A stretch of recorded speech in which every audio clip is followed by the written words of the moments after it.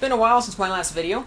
What's new? Got a haircut, and I moved. Don't exactly have a place to put my stuff yet, but I'm working on it.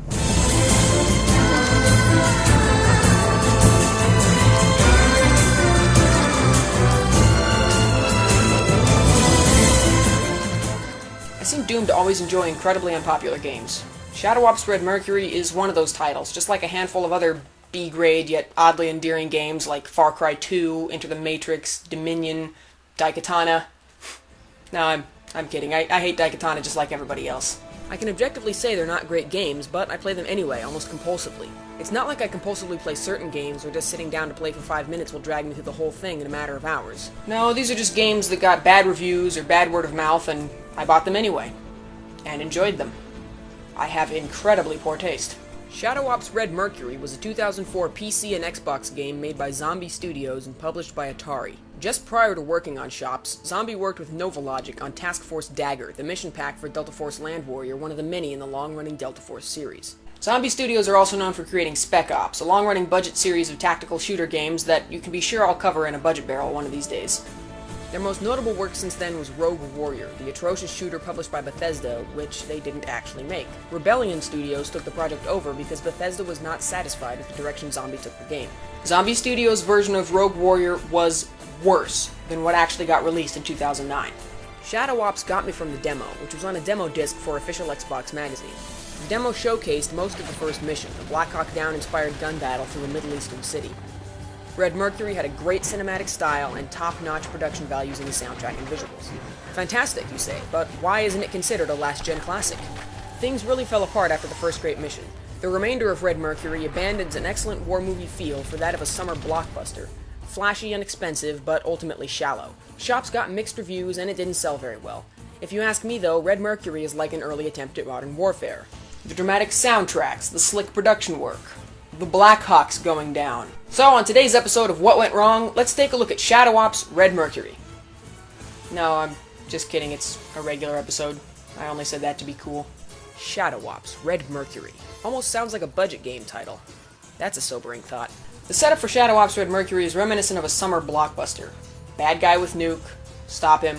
Oh, I was double-crossed, stop them too. Make out with love interest in exotic locale, the end. The shortcomings in the story are partially made up for by the strength in the presentation. The voice acting is largely good, featuring Stephen Blum as the voice of Hayden, and the cutscenes are pretty slick, looking like a well-produced episode of primetime TV, though they can be a bit overwrought. This is Frank Hayden. Welcome to my nightmare. The big problems are in the game itself. The combat just feels off. You can use a combination aim and lean mode, but usually you just run and gun. Enemies draw a bead on you so fast you'll take damage the instant you're out of cover, so the pace of combat feels rushed. The action is amped up a bit by the sound effects, which were provided by the same company that did Black Hawk Down, as well as ragdoll physics, but there's no blood. I know this isn't true, but I still feel like it's impossible to make a good shooter-rated team. It's also a sign of selling out. The big reason to nix the blood and swearing from a shooter game like this is to sell more copies. Simple as that. Because of the moratorium on swearing, the dialogue sounds cartoonish. "No way," shouts teammate Sergeant Gaddy, watching a Black Hawk helicopter falling out of the sky. "Aw, come on," he whines after seeing 2 soldiers killed by a tank. Oh, come on! No blood, no swearing. What's the point? Even the outhouses have no poop in them. Come on! Poop is not R-rated. You can have poop. At least give me poop! The ragdoll in Shops isn't half bad. Red Mercury is built on the Unreal Engine and uses the Karma engine for ragdoll. Like in Ghost Recon 2, characters do a death animation and then transition to ragdoll, but it's not as seamless as Ghost Recon. Still, without blood, it's hard to tell if your shots are landing or not. This isn't helped by the way your character holds his gun, pointing away at the edge of the screen. It's disorienting to say the least.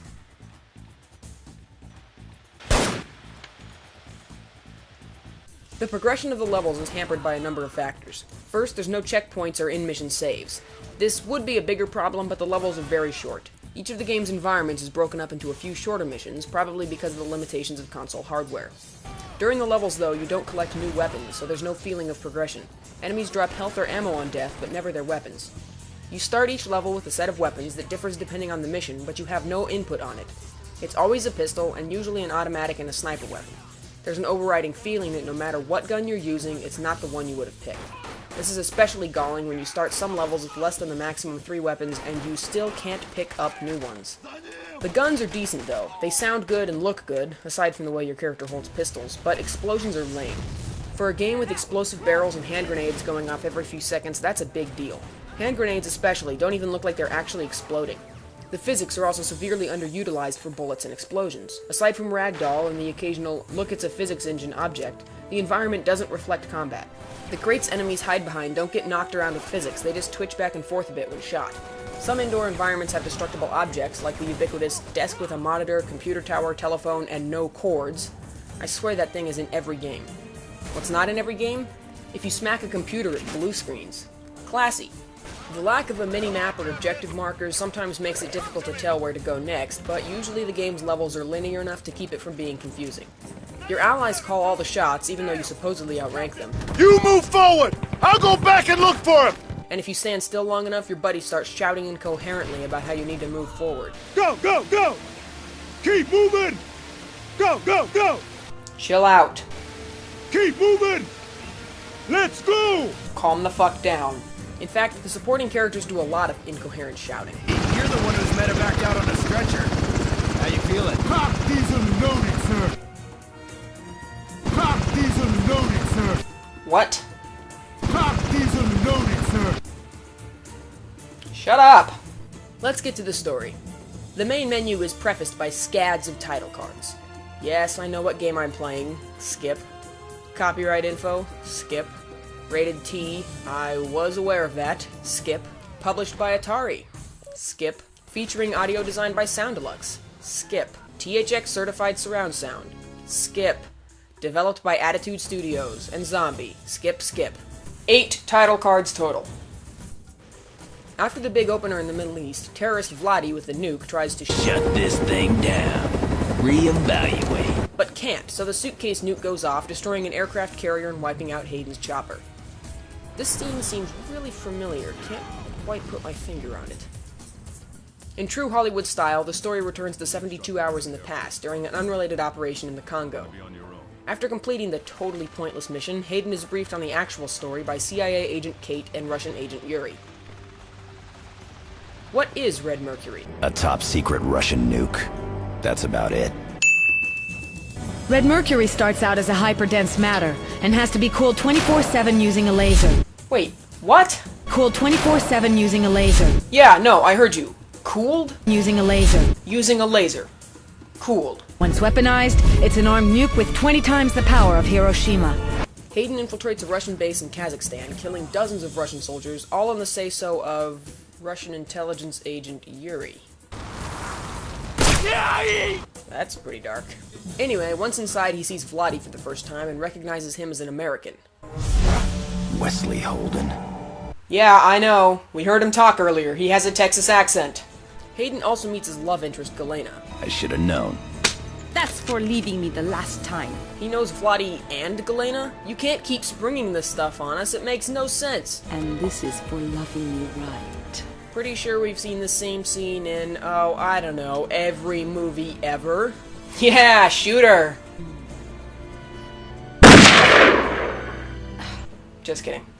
Hayden and Galena sabotage Red Mercury and escape just in the nick of time. Back at base, CIA agent Kate complains about stuff. And you let a one-armed bandit get away with both Red Mercury bombs? What do you mean, both? One-armed bandit. Oh, fuck, there's another bomb? Vladi's plan is to blow up the G8 World Summit, killing every world leader in one blow. Hayden and his team head to Chechnya to stop him from meeting with the Chemist. If we fail, every leader in the free world could die. We won't fail. Globetrotting plot? Check. Stick to the mission, Hayden. Then you can stick whatever you want. Okay, that was just said right now. Hayden's team arrives with a musical sting stolen from another movie. Word. Vladi has the Chemist activate the bomb and then kills him, leaving a note behind for Hayden to find. Hayden's team arrives too late to stop him. Son of a gun, Vladi's setting us up! Son of a gun. I could really feel the raw emotion behind that one. The team tries to intercept Vladi on a freighter before he makes it to Syria. Ah, boat level. My old arch-nemesis. How creatively bankrupt do you have to be to make your entire level out of shipping containers? They're just ginormous crates. Need a linear corridor or a blocked hallway? Shipping container. Hayden and his team arrive just as Vladi flies away to Syria. Too late again, but at least now we've caught up to where we started. The chopper gets shot down, they defend it from attack. Yeah, we've seen this before. No, wait, we haven't. This is completely different than the way they showed it to us earlier. Is there a time travel plot hidden in here somewhere? Did Hayden and his team manage to change the past only to get shot down and still miss Vladi? I'm gonna chalk that one up in the lose category. This time around, the Middle East level is more complex. 2 choppers go down instead of 1, and more friendlies are present in the firefights, making it feel more dynamic. You spend more time here than in any other environment. And you know what? That's fine. Although more of that time is spent on turret defense segments than I'd like.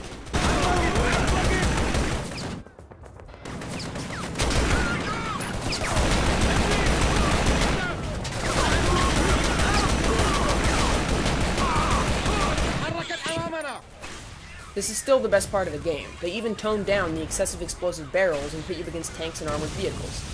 The end result is still the same. Vladi gets away and detonates the nuke. Hey, Hayden, your team is dead. Hayden, can you hear me? Your team is dead. What about Mac? He seems fine. Your team is dead. I'll take your word for it. Another bomb has been detected. Yuri and Galina have it. This guy is the weakest link in the voice cast. I think Vladi was just a diversion to confuse everybody.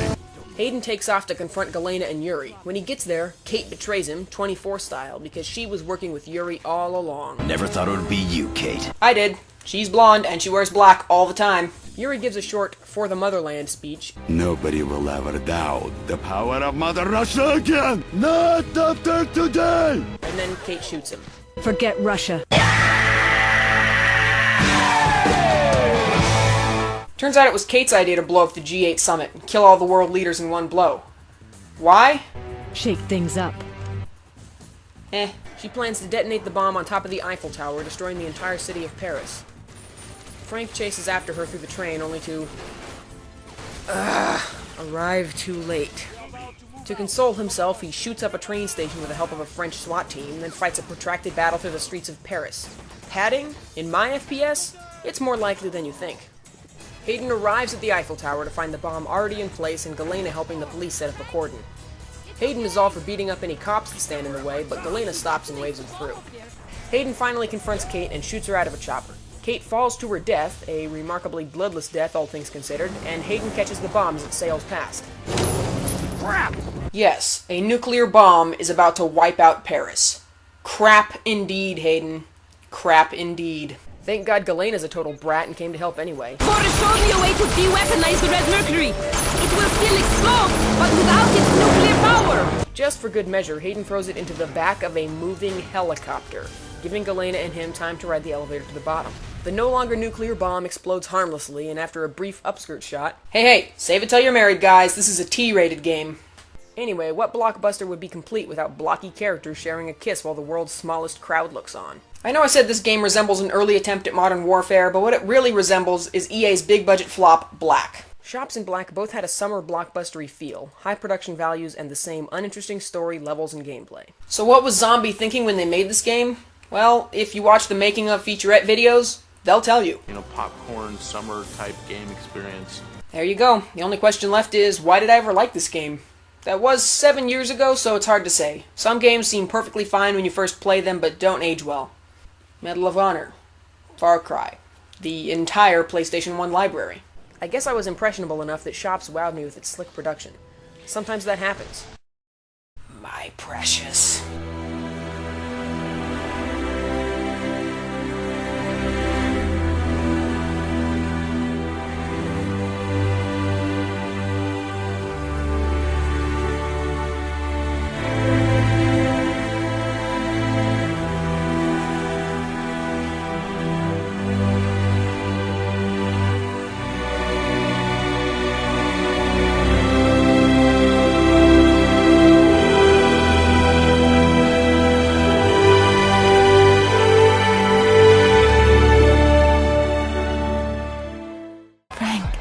Save us.